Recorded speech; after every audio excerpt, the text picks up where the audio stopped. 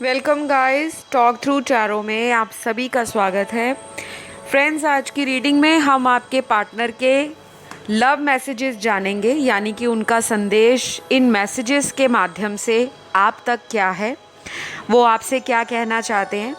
ये मेरे hand written love messages होंगे और ये जो लव मैसेजेस हैं ये मुझे चैनल्ड हुए हैं आपकी रीडिंग रिकॉर्ड करते समय।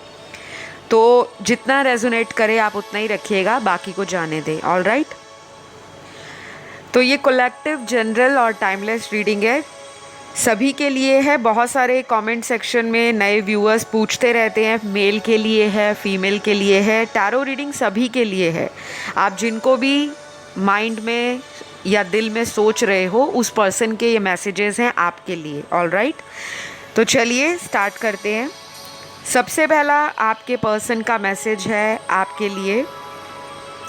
कॉल कर लो यार, इतना मत तड़पाओ। तो मुझे लगता है आपके पर्सन आपसे बात करना चाह रहे हैं। शायद कुछ लोगों में नो कांटेक्ट है और ऐसा भी हो सकता है कि आपने इनको ब्लॉक किया हो, इन्हीं की किसी गलती के लिए, इनके किसी लेज़ी एक्शन के लिए, या फिर इनका जो नॉन कमिटल एटीट्यूड है, कमिट नहीं करते, बस आपको बहाने बनाते रहते हैं रिश्ते के अंदर कि अभी 6 महीने दे दो, अभी 2 महीना दे दो, अभी 1 साल दे दो।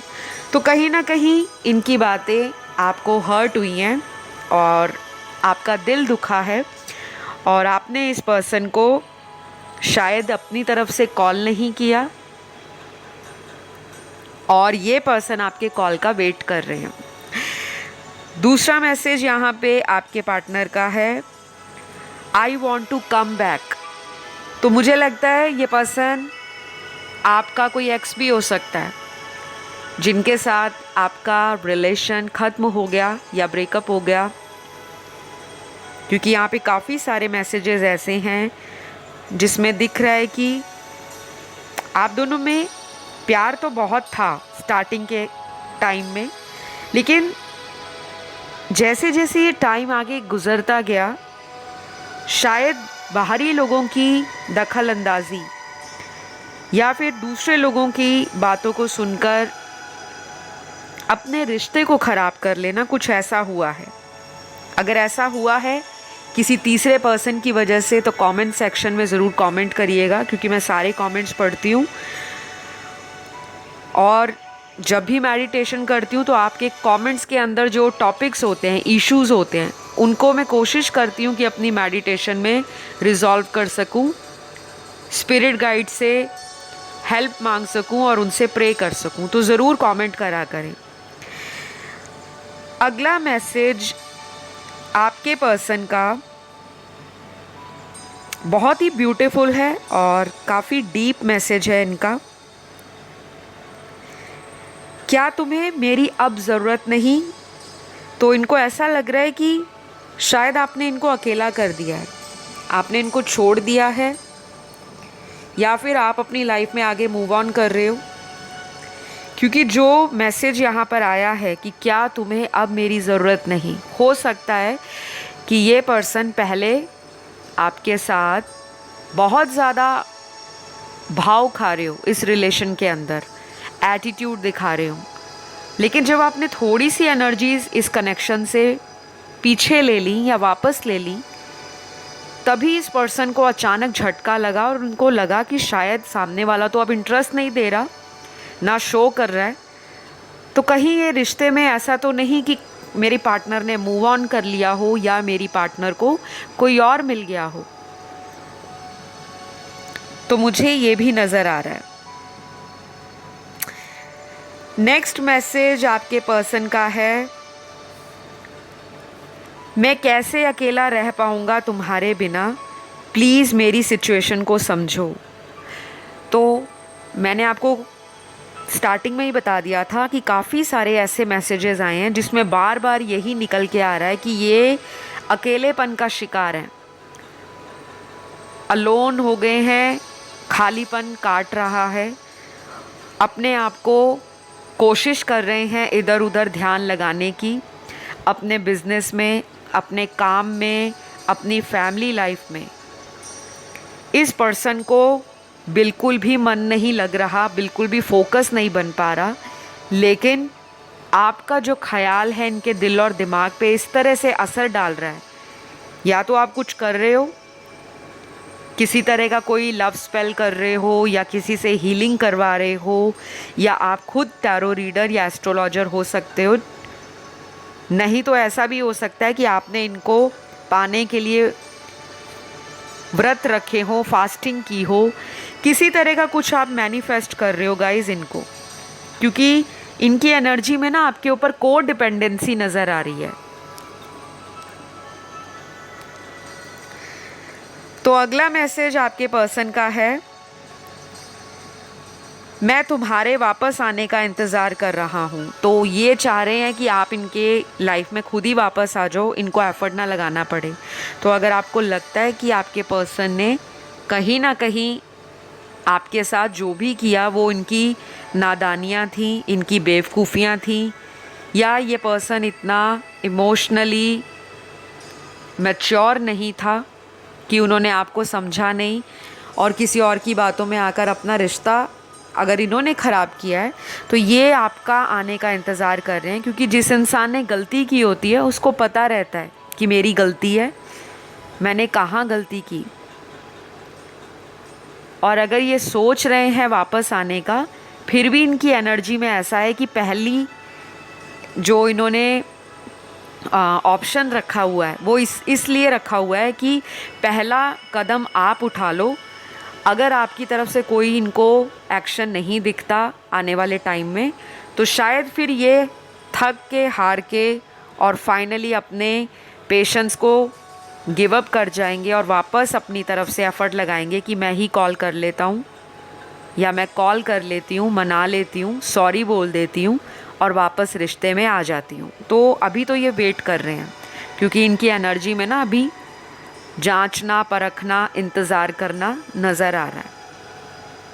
जो भी कह लो गाइस, ये पर्सन को ना एटलीस्ट आपकी वैल्यू समझ आ गई है, क्योंकि जितने भी मैसेज चैनल्ड हो रहे हैं एक के बाद कड़ी से कड़ी जुड़ रही है। ऐसे मैसेजेस अभी मैंने जितने भी वीडियोस बनाए हैं यूट्यूब पर, ये सारे मैसेजेस बहुत ही डिफरेंट निकल कर आए हैं। और जब ऐसी रीडिंग में मैसेजेस आते हैं, जब कोई आपके प्यार की कद्र सीख जाता है करना, चाहे धीरे धीरे ही सही, आंखें खुलनी तो शुरू हुई हैं, तो ये शुरुआत है। आगे आगे देखते हैं क्या होता है, ठीक है। तो अगर आप इस रिश्ते में चाहते हो कि चीज़ें एज़ इट इज़ रहें, ख़राब ना हो, तो ज़्यादा ओवर थिंक मत करिएगा, क्योंकि ये तो आ रहे हैं, ये पक्का है कि ये पर्सन आ रहे हैं। लेकिन सबके लिए टाइम अलग होगा, और सबको इसी पर्सन पे अटके नहीं रहना कि कब आएंगे। आज रीडिंग सुनी थी, आज 2 दिन हो गए, आज 1 हफ्ता हो गया, आज 1 महीना हो गया, ऐसा बहुत लोग करते हैं। जब भी आप इस तरह की एनर्जी में आते हो, तो आप एक डायरेक्ट मैसेज यूनिवर्स को भेज रहे हो। ब्रह्मांड में आपकी एक ऐसी ऊर्जा जा रही है कि आपको डिवाइन के प्लान पर, यूनिवर्स की जो आपको लेकर प्लानिंग या स्ट्रैटेजी है, उस पर शायद विश्वास खत्म हो गया है। क्योंकि ये अदृश्य शक्तियाँ हमें दिखती नहीं हैं, ये सुप्रीम पावर जो हमें दिखती नहीं है, लेकिन हमें एक फीलिंग होती है कि कोई ना कोई ऐसी शक्ति है जो हमें इस दुनिया में चला रही है। तो बस आपने इन अदृश्य शक्तियों पर, यूनिवर्स की पावर पर, एंजल्स के ऊपर कभी भी भरोसा तोड़ना नहीं है। जो रिश्ता आपके लिए यूनिवर्स ने बनाया है, जो आपका डेस्टाइन्ड कनेक्शन है, उसको आपसे मिलने में कोई नहीं रोक सकता। लेकिन अगर कोई रिश्ता आपकी डेस्टिनी में नहीं है, आप उसको ज़बरदस्ती फोर्स कर रहे हो।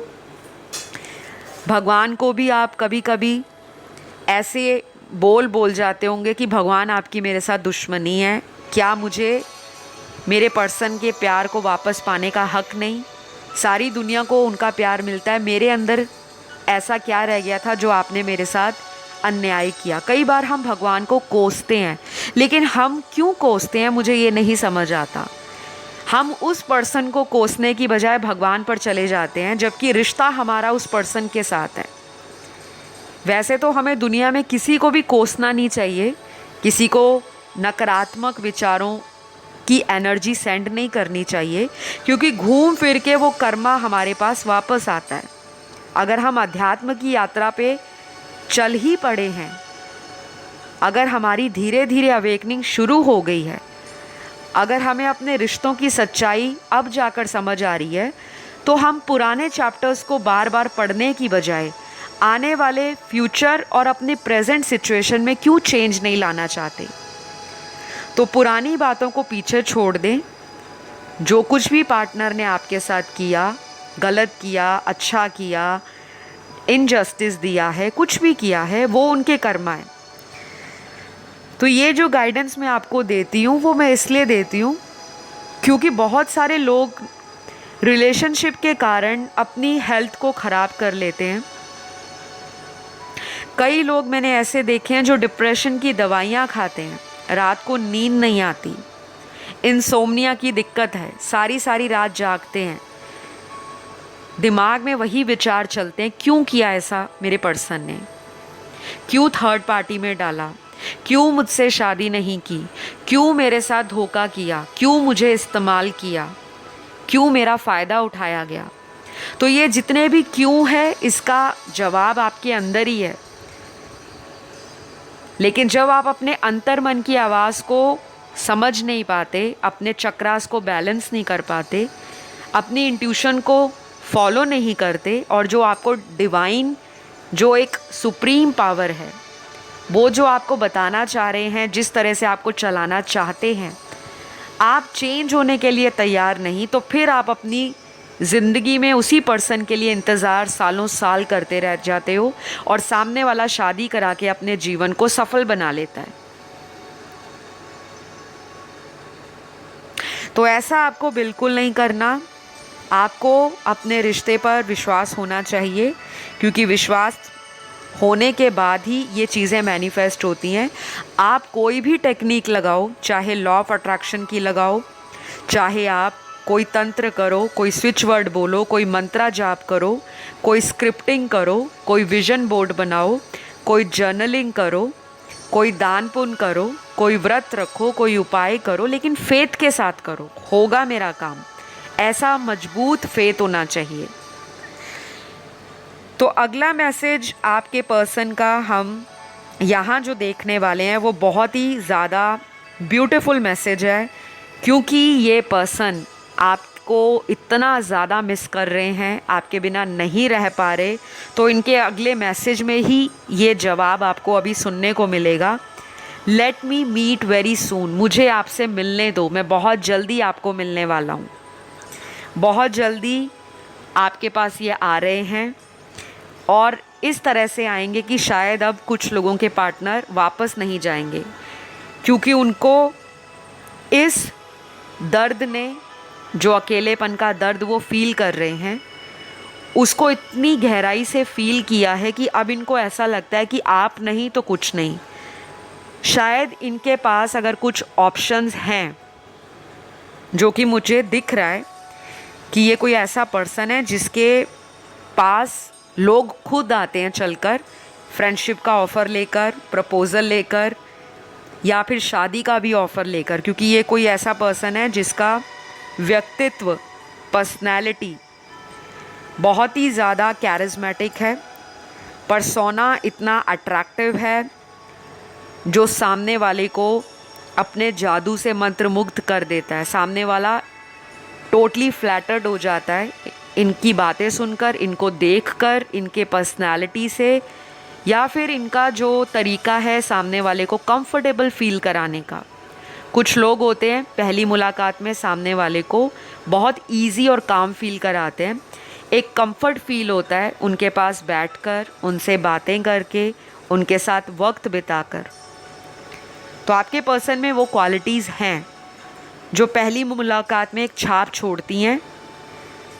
तो ये उन ऑप्शंस को भी नज़रअंदाज कर रहे हैं, क्योंकि इनका दिल नहीं लग रहा गाइस। जितने भी मैंने अभी यहाँ पे हैंड रिटन मैसेजेस रीड किए हैं, एक से बढ़कर एक मैसेज में यही निकल रहा है, अकेलापन है, बाहर निकलना चाहते हैं, खालीपन को दूर करना चाहते हैं, वक्त गुजारना चाहते हैं, आपसे मिलने आना चाहते हैं, प्यार को फील कर पा रहे हैं, इमोशनली हार्मनी चाहिए अब इनको। शायद बहुत थक चुके हैं दुनिया में लोगों की कश्मकश के कारण, क्योंकि जब एक पर्सन को इतने सारे ऑफ़र मिलते हैं तो वो कंफ्यूज हो जाता है और उसको कभी कभी घमंड भी आ जाता है कि मेरे लिए तो बहुत लोग अवेलेबल हैं। तो बहुत सारे ऑप्शन अवेलेबल होने के कारण भी क्यों ये पर्सन अकेलापन महसूस कर रहा है या कर रही है? क्योंकि सभी के साथ वो बॉन्ड नहीं बन पाता। तो ये तो वापस आ रहे हैं गाइस, और आपके ऊपर डिपेंड करेगा कि इस पर्सन को आप वापस एक और मौका देना चाहते हो या नहीं, क्योंकि सबकी अपनी अपनी ज़िंदगी है, सबको अपने अपने रिलेशन में पता है कि पर्सन आपके साथ चीट कर रहे थे या वो अपनी फैमिली के कारण आपको छोड़कर गए थे, या फिर उस वक्त ये पर्सन अपनी करियर में कुछ नाम बनाना चाह रहे थे, अपने करियर को इन्होंने प्रायोरिटी माना हुआ था।